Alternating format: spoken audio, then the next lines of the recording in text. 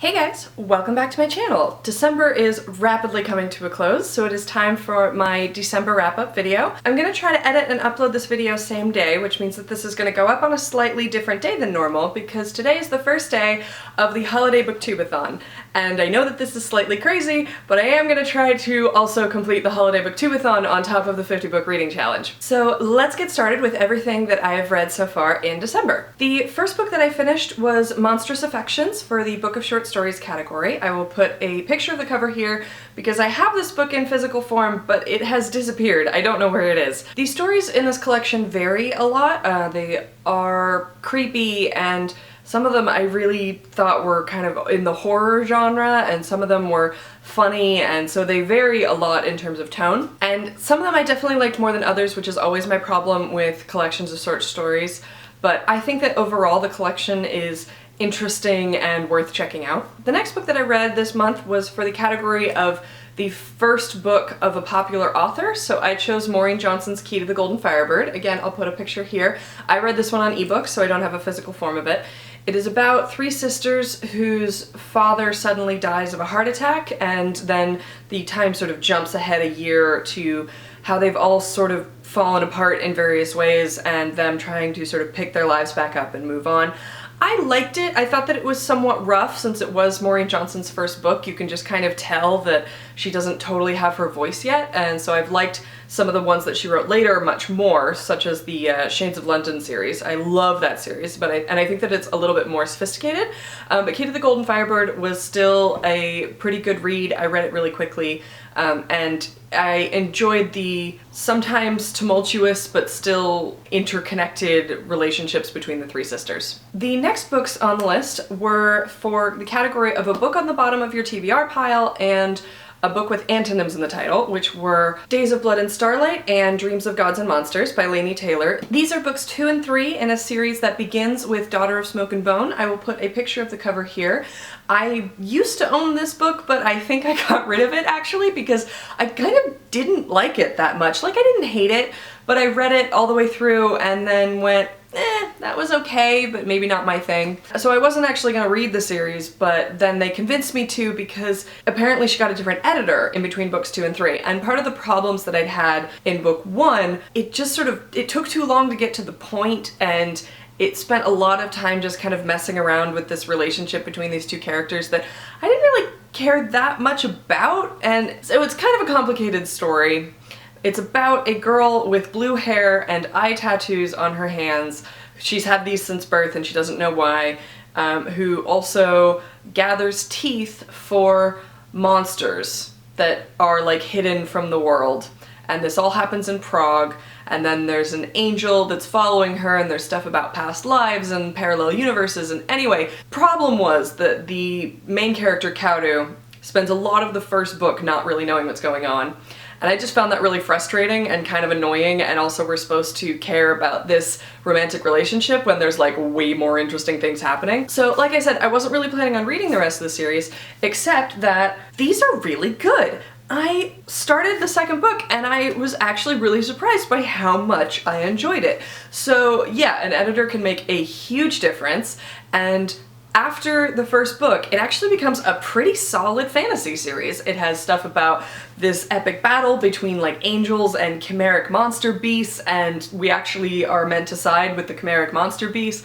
It's pretty fantastic, and it's really imaginative, and I just really liked it once I got past the first book. So my recommendation of the series is a little iffy because, again, I didn't really like the first book, but if you get past the first book, I think the series really picks up and it becomes really rewarding. So I think I would overall suggest the series, just with the caveat of the first book isn't the best one. The next book that I finished in December was Grace Keepers by Kirsty Logan. This will not be a surprise if you watched my last video because I included it in my top 5 books of 2015, which tells you how much I liked it. I loved this book, and I was totally not expecting to. I only picked it up because I really needed something for an author that shares your same initials, and this was basically the only one I found that looked like it might be tolerable. So I was totally taken away by this book. It is set in an alternate universe. Well, I think it might actually be our world, but just way in the future, and it's kind of irrelevant whether or not it's our world because the world has been changed so much that it just kind of doesn't matter anymore.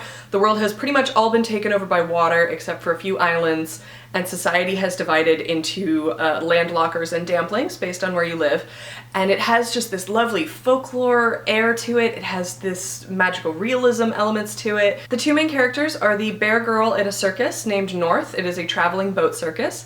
And then the other main character is Callanish, who is the aforementioned Gracekeeper, which is basically their word for a combination of like holy hermit and mortician. Like, she lays the damplings to rest and performs their burial rites. It was a wonderful dream of a book. It was sort of lyrical and wistful in some ways, and it just kind of drifted along, but in a way that I thought was really compelling, and I really loved it. It's a little weird, it probably won't work for everyone, but I thought it was great. The next book on the list is All the Light We Cannot See, which I read for a book that won the Pulitzer.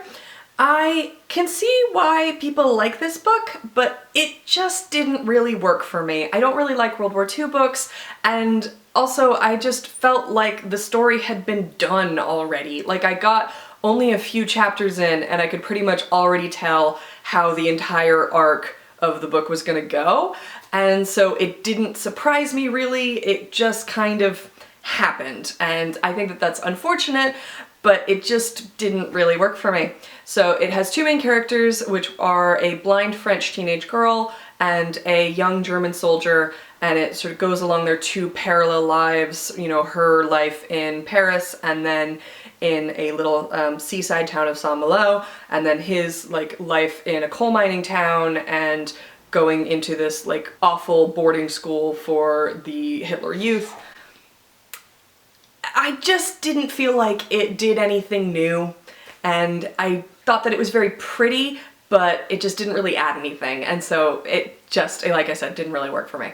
The next book on the list was for the category of a book you were supposed to read in school but didn't, so I chose Undone by China Mieville. I was assigned to this book in my children's literature class in college, and just for some reason never finished it. I had a tendency to do that in my degree. Don't follow my example, by the way. Do your assigned reading in school. But I just didn't get around to this one, and so it is about two London teenagers, and they get transported to this alternate version of London called Undone, which is basically where all of the like discarded or obsolete things go. So there's like an army of umbrellas that have all been broken in certain ways, so they're not useful as umbrellas anymore. They seep through down to Undone and sort of gain this new life. The two main characters are Zana and Diba, and they are dragged into this because certain things keep happening around Zana that seem to indicate that something is special about her. So they get down to Undone, and of course there's a prophecy about Zana being the chosen one who is going to defeat this enemy, which I thought was rather clever. It is the smog from the Great London Smog event in like the Victorian age. I don't remember when this was, but the idea is that instead of defeating the smog just trickled down into Undone and gained this new like malevolent force, and it's trying to attack everyone. It was rather clever. I think that because this is a middle grade book, it was a little simplistic for me to really get into, but if you know someone who, you know, is maybe in middle school, somewhere around that age, you know, the 10 to 14 kind of range, that this would be great for them because it's very imaginative, it's very clever, and it's just, you know, a fun ride. One of the things that I think is a little funny is because these are London teenagers and it was written in 2007, they speak in some London slang, which is not totally accurate anymore, but it's fine. It's also got some great illustrations, like for instance, this is one of the characters that they get to help them in their quest. Oh, the prophecy also starts to go wrong pretty much as soon as they get to Undone, which is another cute twist. It's very sort of self-aware of its own tropes, which I think was one of the things that I really liked about it. So, like I said, it's clever, it's fun, it's imaginative, great for anyone probably like 10 to 14. The next book on the list is Garlic and Sapphires by Ruth Reichel, with the tagline, The Secret Life of a Critic in Disguise. I read this book for the category of nonfiction. It is about the New York Times restaurant critic in the 90s, I believe, and about all of the like crazy things that she had to do to avoid detection by these different restaurants because they all knew what she looked like, and they all like would pull out all the stops if they knew that she was there because obviously they want a good review, and the New York Times restaurant reviews is like a huge industry. So this was kind of a crazy read. It was a look into a world that I didn't really know anything about, and it was just kind of insane, like the intensity of what was happening. I think this book is written really well. It makes you really hungry while you're reading it because her descriptions of food are fantastic, which you would expect. She was a restaurant critic. And I think that it's a really interesting look into the world of New York and New York restaurants and the New York Times and all of that kind of thing. It was just a really fun, engaging read, and it was definitely worth checking out. There are also some recipes in here, which I thought was really clever and fun, so you can follow the recipes if you want about sort of her favorite dishes that she likes to cook for herself. So Garlic and Sapphires by Ruth Reichl was a really interesting look into a world that I didn't really know anything about. So the only category remaining on the 50 book reading challenge that I have not yet finished is a book based on a true story. I am currently reading Devil in the White City by Eric Larson. It is about two men. One is the premier Chicago architect who designed the world's first skyscraper, as well as was the premier head architect of the 1892 to 1893 Chicago World's Fair.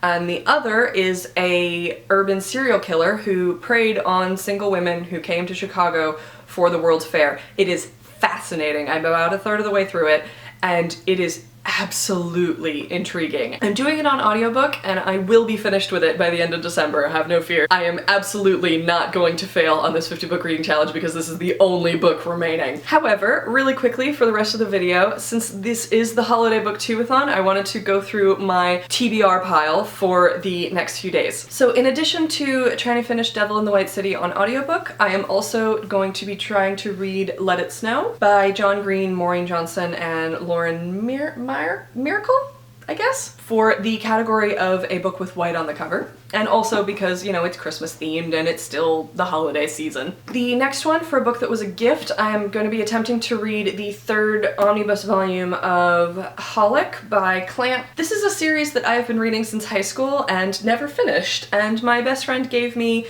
the omnibus volumes 3, 4, and 5 for Christmas, and so this is going to be my category for a gift. And then for the category of read a book that's a follow-up, I'm going to be attempting to read The Winter's Crime by Marie Rudkowski.